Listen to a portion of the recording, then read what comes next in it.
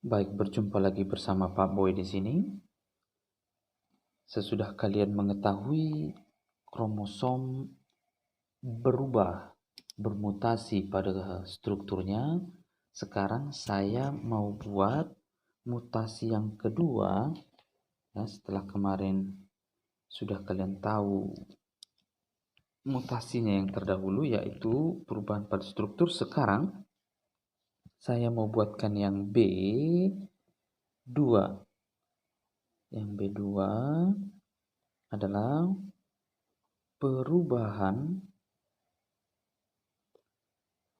pada jumlah jumlah kromosom. Oke. Terjadi perubahan jumlah kromosom. Nah, jumlah kromosom ini atau yang kita sebut sebagai set kromosom ini dengan bahasa ploidisasi, mungkin pernah kalian mendengar 2N, N, 3N, dan seterusnya. Ini bicara soal set kromosom. Berarti kalau kamu pernah mendengarkan diploid, berarti itu adalah seperangkat set kromosom lengkap berpasangan. Kira-kira seperti itu. Seperangkat lengkap. Ya, jangan diganti bahasanya. Seperangkat lengkap kromosom berpasangan, diploid. Nah, gitu ya.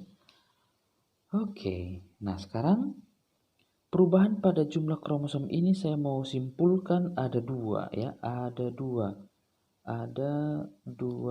jenis. Ada dua jenis. Yang pertama, ada yang kita kenal sebagai euploidi. Ada yang disebut sebagai euploidi. Euploidi tadi ya. Euploidi, dan yang kedua ternyata adalah aneuploidi. Nah, satu persatu ini akan kita bahas satu persatu.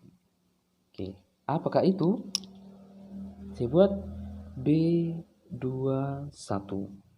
B21 adalah euploidi.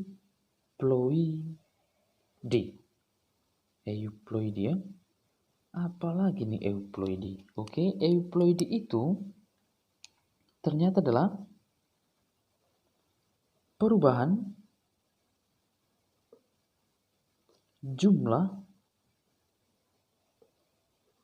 pada seluruh set kromosom total. Oke. Perubahan jumlah seluruh set kromosom secara total. Maksudnya kayak mana ini gitu ya? Maksudnya gimana ini? Maka saya membuatkan efek ini. Efek pada proses perubahan ini, efeknya disebut sebagai poliploidi. Nah, apalagi nih? Apa itu poli? Berarti banyak. Ploidi tadi adalah ini set kromosomnya. Maka efek yang ditimbulkan dari mutasi euploidi ini adalah menggandanya atau set kromosom menjadi lebih besar dari 2N. Kan seharusnya tubuh makhluk hidup itu ya memang ada yang haploid, ada yang juga diploid. Maka kita pakai dulu dalam hal ini ada yang disebut sebagai diploid ya. Nah, diploid ternyata awalnya atau yang normalnya maka menjadi 3N, 4N, 5N, dan lain-lain, dan seterusnya, maka disebut sebagai poliploidi. Gitu ya. Ini tadi berarti triploidi, ini tadi diploidi ya. Ini tetraploidi ya. Berarti tetra maka pentaploidi, heksaploidi, pentaploidi, dan seterusnya, maka menjadi poliploidi. Kenapa ini bisa terjadi? Hal ini dapat terjadi, atau inilah ya, ini juga begini kita buat, boleh lihat tanda panahnya, ikuti saja. Hal ini dapat terjadi karena ini adanya gagal berpisah atau non-disjunction secara total ya pada seluruh kromosom. Maksudnya ini gimana ini? Ya? Kita coba pahami dulu. Maksudnya, biar lebih paham ya, adalah sel. Oke, adalah sel. Seharusnya ketika dia 2N sel ini dan dia seharusnya mengalami meiosis, maka dia akan menjadi N. Ya. Ketika ini 2N, maka terjadilah meiosis, mengalami reduksi jumlah kromosom. Kalau meiosis ya. Rupanya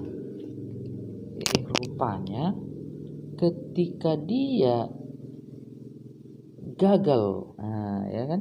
Kalau yang di sini tadi mereka bisa memisah semua, maka di sini ternyata gagal berpisah, maka ini gamet ini ya, ini adalah gamet. Ini tadi sel induknya, oke. Maka gametnya menjadi N seharusnya, tetapi ini menjadi 2N tetap. Dia menjadi tetap 2N. Oke, berarti kalau gamet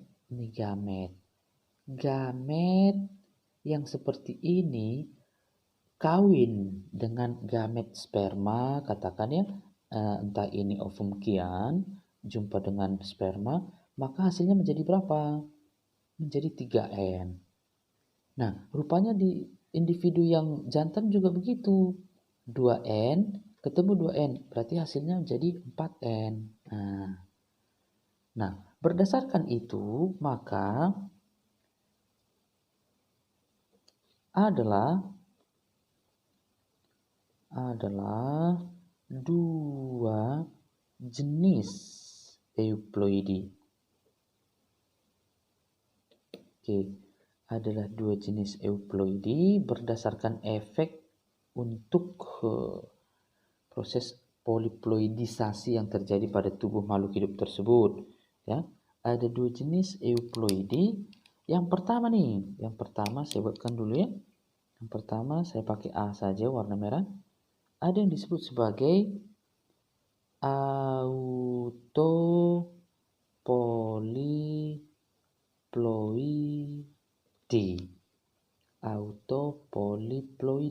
Nah, autopoliploidi ini ternyata seperti yang sudah saya ceritakan sebenarnya, ini tumbuhan, ini berlaku pada tumbuhan juga ya. Ini ternyata set kromosom ternyata mengganda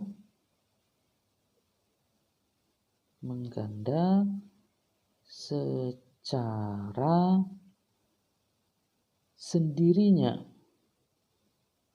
Maksudnya secara sendirinya, secara otomatis. Tetapi ya bahasa saya secara otomatis, hal ini bisa dipicu.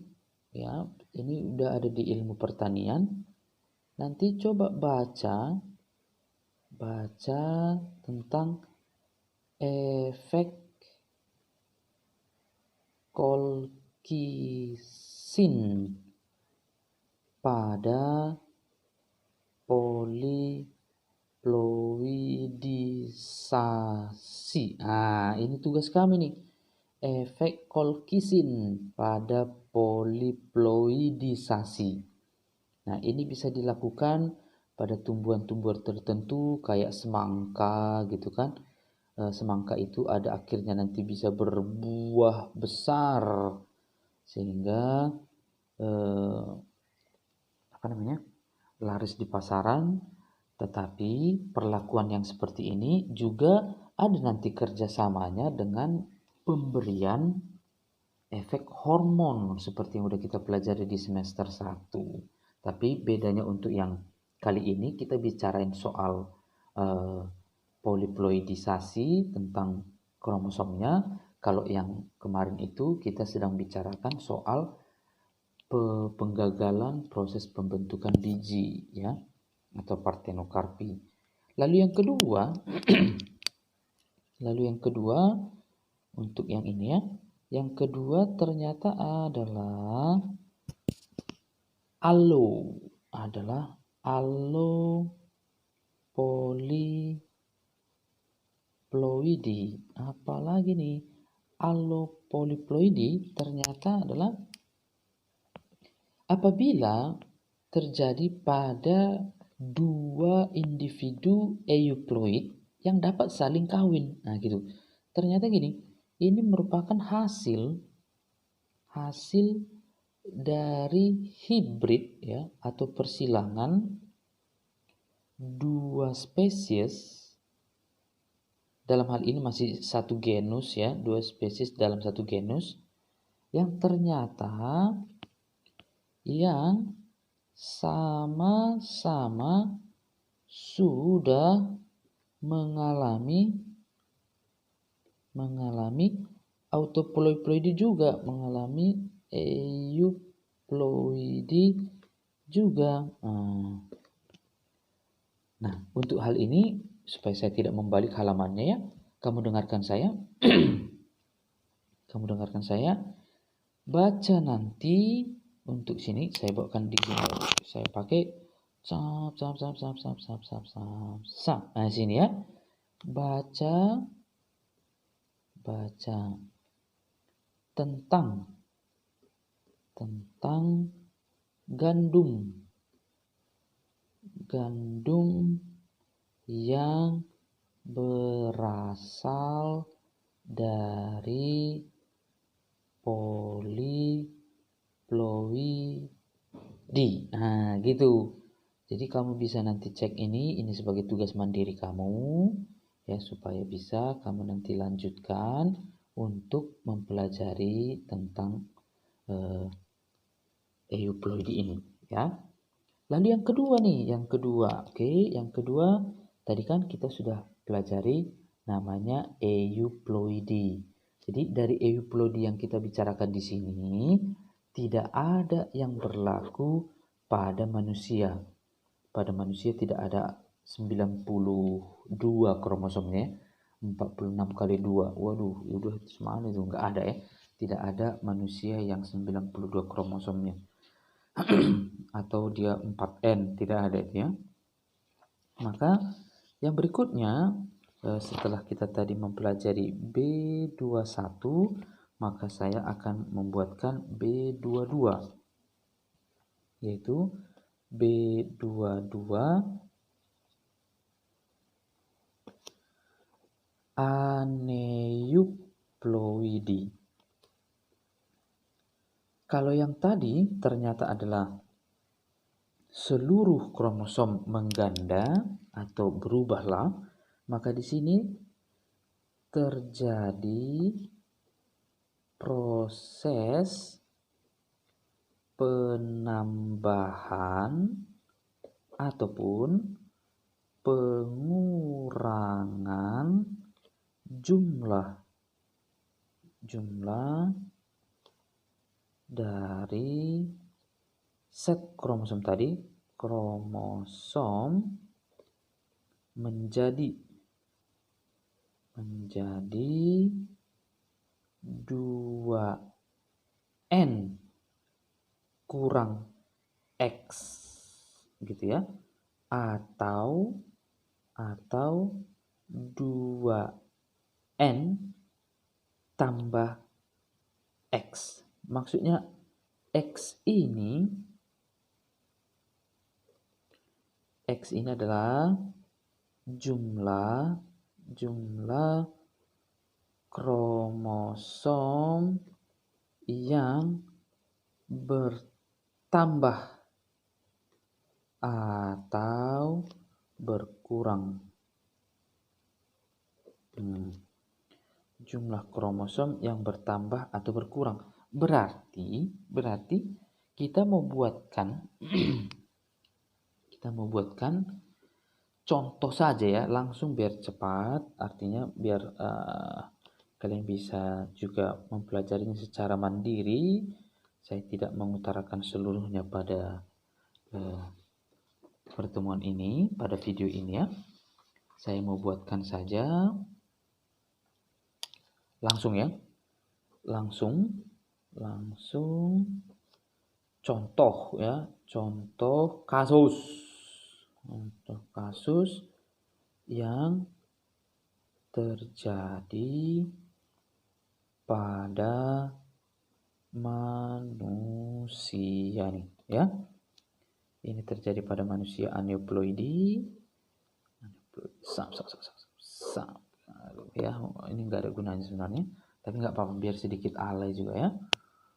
Maka yang pertama saya buatkan, yang pertama adalah tentang sindrom Down. Oke. Sindrom Down itu rupanya memiliki kromosom 47. Sindrom Down itu memiliki kromosom 47. Apa yang terjadi pada kromosom yang 47 ini? Ternyata susunan yang berubah itu pada autosom. Nah, ini menjadi ternyata adalah 45 autosomnya ditambah dengan XX atau berarti ini kan wanita ya.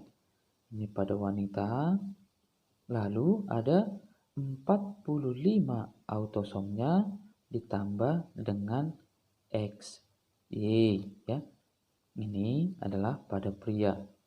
Berarti kondisi sindrom Down, ingat, itu yang berubah susunannya terdapat pada autosomnya. Seharusnya ini ada 44. Maka ingat yang menjadi salah atau menjadi berubah yaitu kromosom ke-21 mengalami yang disebut sebagai ini namanya trisomi kromosom. Artinya seharusnya di sana ada 2 kromosom tapi nambah 1 lagi. Itu bisa nambahnya karena non-disjunction tadi ya. Non-disjunction atau gagal berpisah. Oke. Mengalami trisomi ya. Oke, lalu saya buatkan yang kedua. Yang kedua adalah misalkan sindrom, ini banyak sindrom ini ya. Ada sindrom Turner dulu, sindrom Turner. Oke. Sindrom Turner ini menjadi ternyata 45 kromosom. 45 kromosom. Oke, 45 kromosom. Kenapa bisa 45? Berarti berkurang dari 46, ya kan? Maka apa yang terjadi pada beliau-beliau ini? Ternyata ini 44 autosomnya normal, maka ternyata X tidak disertai dengan X tidak disertai dengan Y. Nah, gitu. Maka ini kromosomnya menjadi 45. Berarti jenis kelaminnya apa ini? Nah, gitu. Jenis kelaminnya apa ini? Jenis kelaminnya kalau ada X, maka jenis kelaminnya pastikan adalah wanita, ya. Pastikan adalah wanita. Loh, kenapa begitu? Oh iya, karena ketika dia hadir Y di sini, maka jadi laki-laki, gitu ya. Lalu, ketika kondisi seperti ini, nah ini ada catatan ini, ada catatannya. Tadi kan ini X, maka saya buatkan begini. Kamu harus cari tahu nanti ya. Gimana kalau 0 Y. Gimana kalau 0 Y? Ayo, gimana kalau 0 Y? Ini harus kamu cari tahu sendiri ya. Ini cari tahu. Cari tahu. Oke. Lalu, adalah yang ketiga ya. Yang ketiga. Yang ketiga mau saya contohkan adalah sindrom Patau saja dulu. Sindrom Patau. Oke, sindrom Patau juga ternyata kromosomnya 47. Ini 47 kromosom. Ya, 47 kromosom. Oke, 47 kromosom ya. Apakah di XY juga yang bermasalah? Saya buatkan 47 kromosom yang salah di sini ternyata ada 45 autosomnya. Nah, gitu ya. Bersama dengan X, Y, atau berarti sama seperti yang di sini tadi. Tapi kita lihat letaknya. Ini tadi udah saya buatkan. Untuk yang sindrom Down itu berada di kromosom 21. Nah, kalau yang ini kayak mana? Maka sebelumnya 45 autosomnya ditambah dengan XX. Lalu berarti kan ini untuk pria Patau, ini juga ada wanita Patau. Nah, apa yang terjadi? Coba kita cek. Ini yang 45 ternyata yang berubah adalah yang menjadi berubah adalah kromosom ke-13 atau kromosom ke-14 atau kromosom ke-15 gitu. Artinya masing-masing ya, bukan ketiganya nih. Masing-masing ini ada kemungkinan untuk proses pertambahan di kromosom ke-13 kah atau di kromosom ke-14 atau ke-15. Maka menjadi nambah dia satu kromosom sehingga prosesnya menjadi trisomi ya. Ini juga menjadi trisomi. Trisomi kromosom pada 13, 14, 15 efeknya adalah sindrom patau. Oke, tugas kamu baca lagi secara mandiri bagaimana ciri-ciri atau bagaimana karakteristik orang-orang yang sindrom patau. Maka untuk berikutnya saya buatkan aja beberapa lagi, saya disinikan saja, saya buatkan di baliknya saja. Ini nomor 4 dulu. Nomor 4 saya mau contohkan, ini terakhir saja ya. Saya mau contohkan adalah sindrom Klinefelter ya. Sindrom apa? Sindrom Klinefelter. Ini yang kayak mana nih? Ini udah tugas kamu nih. Lalu yang kelima, ada lagi yang disebut sebagai sindrom Edward. Sindrom Edward. Apalagi nih ya? Sindrom Edward.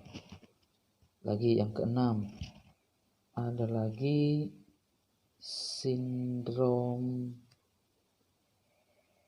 triple X. Waduh, apalagi nih sindrom triple X ya kan? Terus yang ketujuh ya adalah sindrom Jacob. Sindrom Jacob ya. Ini menjadi contoh-contoh kasus di mana proses perubahan pada kromosom menjadi 2N tambah 1 atau 2N tambah X dan seterusnya atau berkurang ya, sehingga akan mengakibatkan jumlah kromosom mereka tidak lagi normal. Kira-kira begitu. Untuk yang berikutnya ini saya serahkan seluruhnya kepada kalian. Saya hanya bisa bilangkan selamat, ya kan? Selamat. Selamat apa? Selamat belajar. Oke. Terima kasih saya ucapkan kepada kalian, dan ini tanda tangan saya supaya kalian bisa menjadi hebat. Maka nggak ada hubungannya sih ya, saya tanda tangani kalian bisa menjadi hebat, tidak ada ya. Maka supaya kalian bisa mencapai apa yang kalian inginkan, ingat, bantuan yang saya berikan kepada kalian hanya sedikit. Bantuan yang saya berikan itu tidak seberapa, tetapi ingat, pengaruh yang saya berikan itu semoga bisa membuatkan kalian menuju apa yang kalian inginkan. Terima kasih buat kalian. Thank you for loving me and thank you for having me.